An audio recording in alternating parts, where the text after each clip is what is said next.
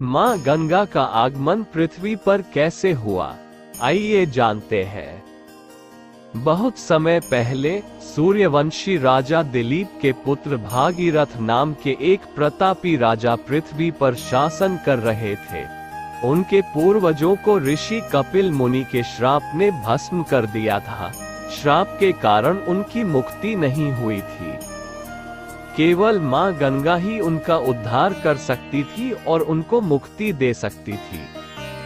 अतः अपने पूर्वजों को श्राप से मुक्त करने के लिए भागीरथ जी ने मां गंगा को पृथ्वी पर लाने का प्रण कर लिया। मां गंगा तो स्वर्ग में बहती थी, उनको पृथ्वी पर लाना असंभव था। मां गंगा को धरती पर लाने के लिए भागीरथ जी ने अन्न व जल का त्याग कर तपस्या करना प्रारंभ कर दिया। बहुत समय पश्चात मां गंगा भागीरथ जी की तपस्या से प्रसन्न हुई और भागीरथ जी को खुद के धरती पर आने का आश्वासन दिया।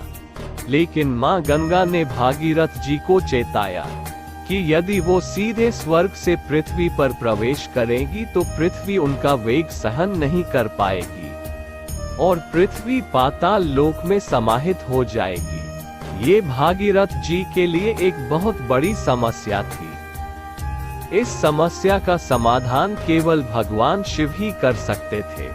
अतः अब भागीरथ जी ने भगवान भोलेनाथ की आराधना करना प्रारंभ कर दिया। भागीरथ जी की तपस्या से प्रसन्न होकर भगवान भोलेनाथ ने भागीरथ जी को दर्शन दिए। भागीरथ जी ने उन्हें अपना पूरा वृत्तांत बताया।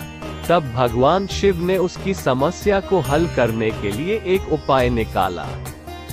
उपाय के अनुसार स्वर्ग से मां गंगा की धार बहुत तेजी से पृथ्वी की ओर आई और मां गंगा के मार्ग में भगवान शिव आ गए और सारा जल उन्होंने अपने मस्तक पर ले लिया।